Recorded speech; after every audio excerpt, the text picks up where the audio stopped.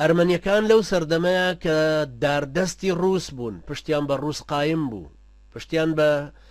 پەیمانی بەرلین و مؤتەمەری بەرلین بە قووەت بوو. ئێمە باسمان کردمان لە ساڵی 1976 بڕگەی 1963 ئەو مؤتەمەرە گەورە ئەوروپیەی کە 13 وڵات بەشداری تیا کردو لەژێر سمێڵە گەورەکانی بسمارک ئاگیرا،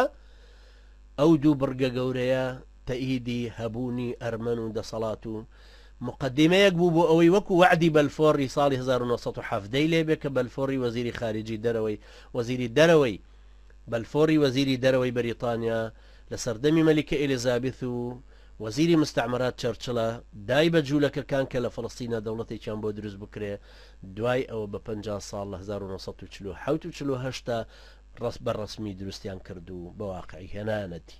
ئەو سەردەمەش بە پەیمانی بەرلین و ڕێکەوتنی بەرلین یارمەتیدانی ئەرمەنیەکان گرنگ بوو. لە ساڵی 1911 رووسیا پرۆژەیەکی تەقدیم کرد کە چارەسەرێک بێ بۆ ئەرمەنیەکان و حەلی ئەرمەنیەکان، دای بە دەوڵەتی عوسمانی و لە هەمان کاتێشە ئینگلیزەکان و فەڕەنساش لایەنگری بوون کە زیاتر فشارێک بێ بۆ سەر دەوڵەتی عوسمانی. و لە هەمان کاتیشە لە یادمان بێ کە ئەرمەنیەکان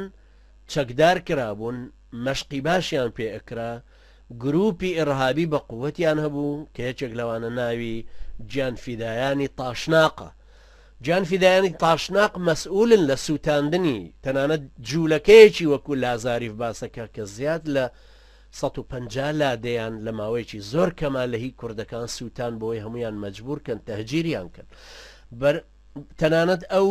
گرانیەی کە هەندێک لە ئێوە ڕەنگە لە باپیرتان بیست بێ یان لە باوکتان بیست بێ، ئەو گرانیەی کە هات بەسەر کوردستانە بە سلەیمانی لە 180 خەڵکی سلەیمانی بەو گرانیەکە فەوتان تا خانەقین گرانیەکە ڕۆیشت هەمووی ئەرمەن دروستی کرد. ئەوە ئینشاءڵڵا لە کاتێککە دێمە سەری بە درێژایی مەسافەی ئازربایجان و ئەرمەنیای خۆیانەوە لە ئەرمەنستانی خۆیانەوە کە هاتنە خوارەوە گرانیان بەسەر کورداهێنا، چونکە هەموو بنیەی تەحتی کوردیان فەوتان، هەمووی ژێرخانی کوردیان ئەڕمان، ئابووریان ئەهێنایەوە ژێر سفر، قات و قڕیەکی زۆریانە کرد، ناموسی کوردیانە برد، گوندەکانیانە سووتان، خەڵکیانە کوشت، تەنانەت مناڵەکانیانەوەی نێری نەبوونیان کورد. جینۆسایدێک کە بە کامل معنای جینۆساید کە ئێستا ئێمە ئەنفالەکانی ئەمڕۆمان لە بەرچاوە، ئەوەش وەکو ئەو ئەنفالانەیە، بەڵام ماوێتی ئێستا جارە تەڕح بکرێتەوە سەر لە نوێ بهێنێتەوە پێشەوە. ساڵی 1914 دەوڵەتی عوسمانی ناچار بوو ئەو پرۆژەی کە لە 1911 ڕووس تەرحی کردبوو مەجبور بوو قبوڵی کە بە تایبەتی کە کەوتە ژێر زەختی فەڕەنسا و بەریتانیاشەوە کە پێی وترا بوو ئیسلاحسازی ئەرمەنی. ئیسلاحسازی ئەرمەنی گرنگترین سێ نقطەی بریتیە لە یەکەم دانانی حاکمێکی ئەرمەنی یان مەسیحی لە ناوچەکەیە بە شەرتێک لەژێر دەسەڵات و چاودێری نوێنەرانی وڵاتە ئەوروپایەکانە بێ. دووهەم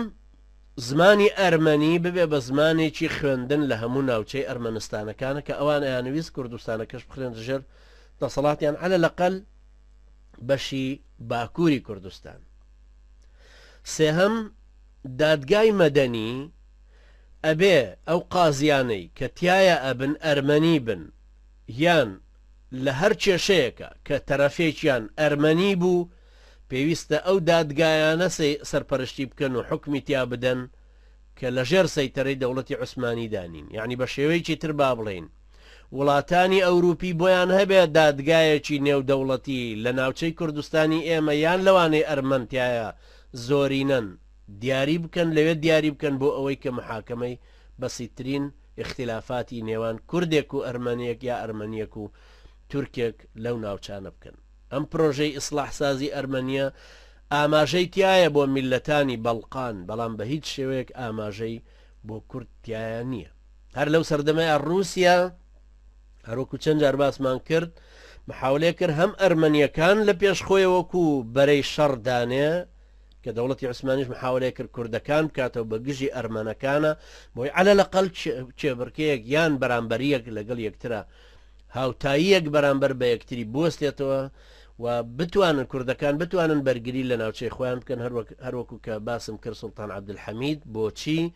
سوارچاکانی حەمیدیەی بەو شێوە مەحکەمە دروست کرد کە هەیان بوو 18 ساڵ لە حکمی عەسکەریە ئەمایەوە. هەروەها ڕووسەکان لە هەمان کاتە ئیسیفادیان لە ئاسووریەکان کرد بۆ ئەوەی دەسەڵاتی خۆیان تونند و تۆڵترکەن بتوان کوردستانی باکوور و باکووری ڕۆژهەڵات لەسەر حسابی کوردەکان بخەنە ژێردەستی خوان و کۆنتترۆلی کەن.